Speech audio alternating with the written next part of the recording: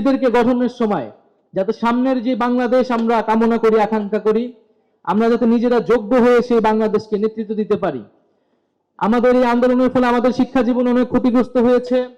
আমাদের শিক্ষকরা এখন প্রাণপণ চেষ্টা করছে সেই ক্ষতিগুলোকে পূরণ করার জন্য। আমরা যাতে আমাদের শিক্ষকদেরকে সেই সহায়তাটুকু করি, আমরা যাতে আমাদের ক্লাসরুমে ফিরে যাই, আমাদের শিক্ষা জীবনকে আবার সুন্দরভাবে আমরা সম্পন্ন করি এবং আমরা জাতির প্রয়োজনে, দেশের প্রয়োজনে, জনগণের প্রয়োজনে রাজপথে নেমেছিলাম। আমরা প্রমাণ করে দিয়েছি শিক্ষার্থীরা রাজপথে নামলে কি হয়।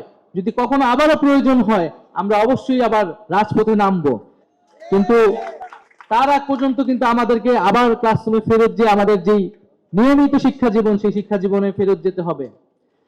আজকে এখানে আমাদের সাথে দুইজন শহীদ পরিবারের সদস্যবৃন্দ রয়েছে। আমরা তাদেরকে শ্রদ্ধা জানাই, সম্মান জানাই। তারা বীরের পরিবার, বীর সন্তানকে তারা জন্ম দিয়েছে, লালন পালন করেছে এবং দেশের জন্য সেই সন্তানকে আজকে জীবন দিতে হয়েছে। এই জীবনের মূল্য যাতে আমরা প্রত্যেকে দেই, এটা শুধু সরকারের দায়িত্ব না, সরকারের বাইরে যারা রয়েছে সকলে মিলেই যাতে আমরা আমাদের যে শহীদদের যে আকাঙ্ক্ষা, যে রক্ত, সেই রক্ত যাতে আমরা বৃথা হতে না দেই। কারণ আমাদের শহীদেরাই কিন্তু আমাদের শক্তি, আমাদের ঐক্যই আমাদের শক্তি। এই শহীদেরাই আমাদেরকে কিন্তু ঐক্যবদ্ধ করেছিল। ফলে এই শহীদদেরকে আমরা সবসময় বুকে ধারণ করব, তাদের স্মৃতিগুলোকে আমরা ধারণ করব এবং এই শহীদদের আত্মত্যাগের ফলে যে অভ্যুত্থানের স্পিরিট তৈরি হয়েছে সেই স্পিরিটকে আমরা এগিয়ে নিয়ে যাব। আমরা এখন রাষ্ট্র সংস্কারের কাজ করছি। আমরা বলছি যে আমরা হয়তো একটা অন্তর্বর্তীকালীন সময়ের জন্য এসেছি।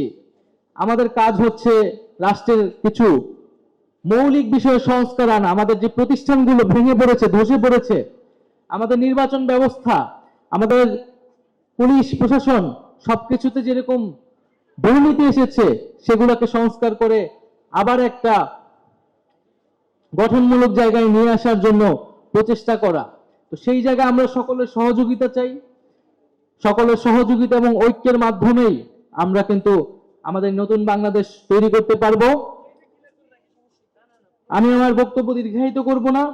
আমি আবারও শেখ বোরহানুদ্দিন পোস্ট গ্রাজুয়েট কলেজের লড়াকু শিক্ষার্থী এবং শিক্ষক বৃন্দদেরকে আমার সালাম জানাই, আমার অভিবাদন জানাই এবং আমার শ্রদ্ধা জানাই যে লড়াই তারা করেছেন, যে ভূমিকা তারা এই আন্দোলনে দেখিয়েছেন এবং যার ফলে আমরা এই নতুন বাংলাদেশ পেয়েছি, সেই লড়াইয়ের স্পিরিটটা যাতে আমরা সবাই বজায় রেখে আমরা সামনে নতুন বাংলাদেশ গঠন করতে পারি।